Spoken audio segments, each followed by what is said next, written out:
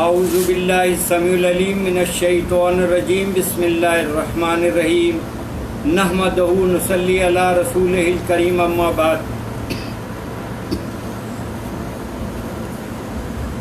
وما توفیق الا باللہ علیہ توکلت والیہ انیب ولا حول ولا قوة الا باللہ العلی العظیم سبحانک لا علم لنا الا ما علمتنا انک انت العلیم الحکیم۔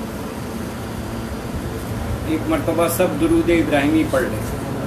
اللہم صلی علی محمد وعلی آل محمد کما صلیت علی ابراہیم وعلی آل ابراہیم انک حمید مجید۔ اللہم بارک علی محمد وعلی آل محمد کما بارکت علی ابراہیم وعلی آل ابراہیم انک حمید مجید۔ حضرت انس بن مالک رضی اللہ تعالیٰ عنہ فرماتے ہیں کہ حضرت اوف بن افرا رضی اللہ تعالیٰ عنہ کی صاحبزادی جو خود بھی رضی اللہ تعالیٰ عنہ تھی اپنے بستر پر لیٹی ہوئی تھی، ان کو معلوم بھی نہ ہوا کہ ایک کالا سیاہ شخص ان کے سینے پر چڑھا آیا ہے اور اپنا ہاتھ ان کے حلق میں ڈال دیا ہے۔ تو اچانک پیلے رنگ کا ایک کاغذ کا ٹکڑا آسمان سے زمین کی طرف آیا، حتیٰ کہ ان کے سینے پر آ گرا۔ تو اس جن یعنی شیطان جن نے اس کو اٹھایا تو اور اس کو پڑھا تو اس میں یہ لکھا ہوا تھا۔ ترجمہ: لکین کے رب کی طرف سے، لکین کی طرف یہ حکم نامہ ہے کہ نیک انسان کی بیٹی سے دور رہو، تمہارا اس پر کوئی بس نہیں چلے گا۔ ذرا غور سے سنیں، یہ کس کی بات ہو رہی ہے؟ صحابہ کی بیٹی کی۔ حضرت انس بن مالک رضی اللہ تعالیٰ عنہ فرماتے ہیں کہ حضرت اوف بن افرا رضی اللہ تعالیٰ عنہ کی صاحبزادی رضی اللہ تعالیٰ عنہ اپنے بستر پر لیٹی ہوئی تھیں، ان کو معلوم بھی نہ ہوا کہ ایک کالا سیاہ شخص ان کے سینے پر چڑھایا ہے اور اپنا ہاتھ ان کے حلق میں ڈال دیا۔ تو اچانک پیلے رنگ کا ایک کاغذ کا ٹکڑا آسمان سے زمین کی طرف آیا، حتیٰ کہ ان کے سینے پر آ گرا۔ تو اس شیاطین جن نے اس کو اٹھایا اور پڑھا تو اس میں یہ لکھا تھا۔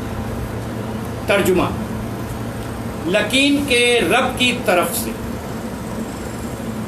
لکین کی طرف یعنی اس کا مطلب ہے کہ ان صاحب جن کا نام لکین تھا۔ لکین کے رب کی طرف سے، لکین کی طرف یہ حکم نامہ ہے کہ نیک انسان کی بیٹی سے دور رہو، تمہارا اس پر کوئی بس نہیں چلے گا۔ وہ فرماتی ہیں، یعنی وہ خاتون فرماتی ہیں، وہ اٹھا اور اپنا ہاتھ میرے حلق سے ہٹایا اور اپنا ہاتھ میرے گھٹنے پر مارا کہ اس پر ورم آ گیا، حتیٰ کہ بکری کے سر کی طرح پھول گیا۔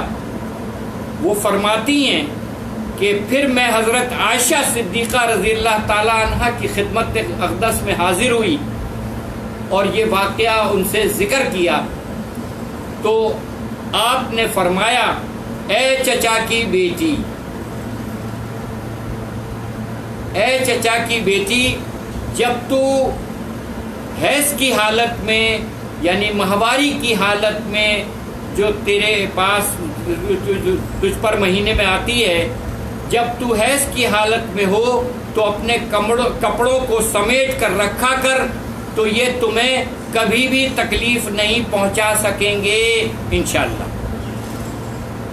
حضرت انس بن مالک رضی اللہ تعالیٰ عنہ فرماتے ہیں کہ اللہ تعالیٰ نے اس کے باپ کی وجہ سے حفاظت فرمائی تھی، کیونکہ وہ جنگ بدر میں شہید ہوئے تھے۔ اللہ اکبر۔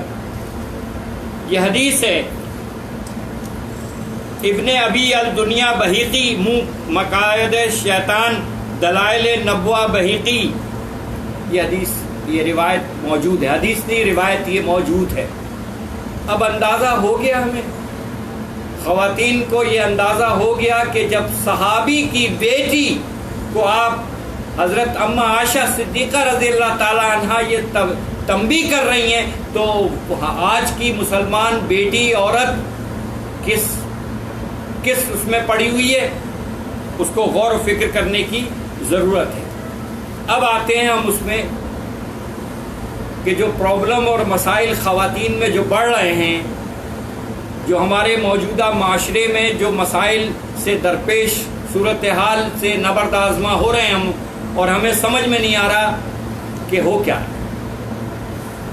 گھروں میں لڑائی جھگڑے، دنگا فساد، نفرتیں، کدورتیں، ٹسل، اینٹ کا جواب پتھر سے دینا، لڑائی جھگڑے، میاں بیوی میں نااتفاقیاں، گھر میں رزق کی تنگی، عجیب صورتحال سے ہر فرد دو چار وجوہات اس واقعے میں جو پوشیدہ اہم ترین معاملات ہیں وہ آ گئے۔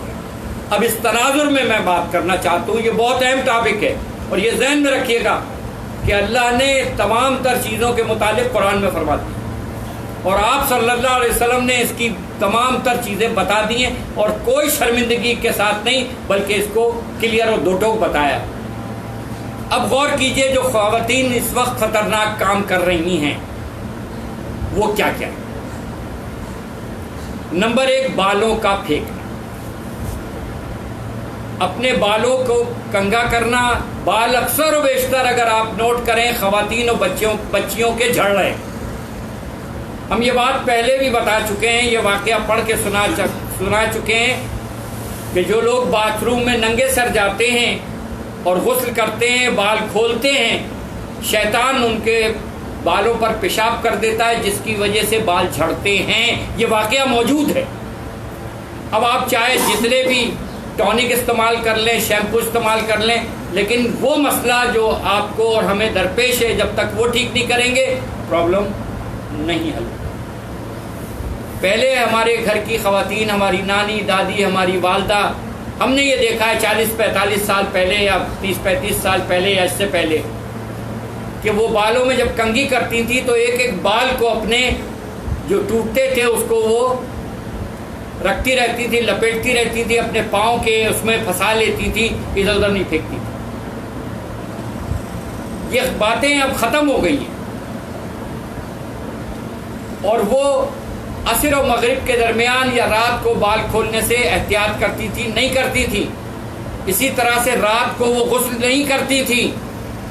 یہ وہ چیزیں تھیں جو ہمارے اسلاف، ہمارے بزرگ، جو بڑوں نے ہمیں سکھائی تھی یا ہمارے والدین نے ہمیں بتائی تھیں، وہ اب ختم ہو گئی۔ ان بالوں کو وہ جمع کرتی تھی اور پھر تھکتھکاتی تھی، اعوذ باللہ بسم اللہ پڑھ کے تھکتھکا کے اس کو لپیٹ کر کسی ایسے کاغذ میں یا کسی شاپر میں اس کو گٹھا باندھتی تھی، اعوذ باللہ بسم اللہ پڑھ کے اس کو بھی تھکتھکاتی تھی اور پھر پھینکتی۔ آج کی بیٹی، آج کی ماں، آج کی بہن، آج کی بیوی کا حال کیا ہے کہ وہ اپنے بالوں کا کوئی خیال نہیں رکھتی۔ اب تو بیوٹی پارلر میں جا کر بال کٹوا رہی ہیں اور اپنے بال بیوٹی پارلر والوں کو جا کر دے کر آ رہی ہیں، اور وہ بال وہاں سے فروخت ہو رہے ہیں۔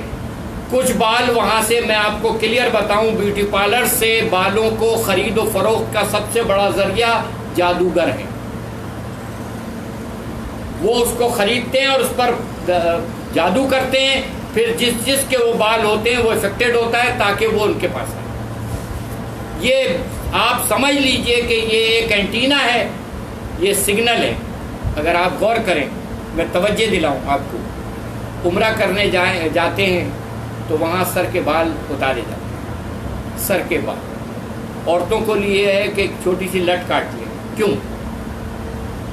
اس کا مطلب کیا ہوا؟ ہمیں ہمارے نبی صلی اللہ علیہ وسلم نے فرمایا کہ جس نے عمرہ کیا یا حج کیا وہ ایسے ہی ہے جیسے اپنے آج پیدا ہوا، سب پاک ہو جاتا۔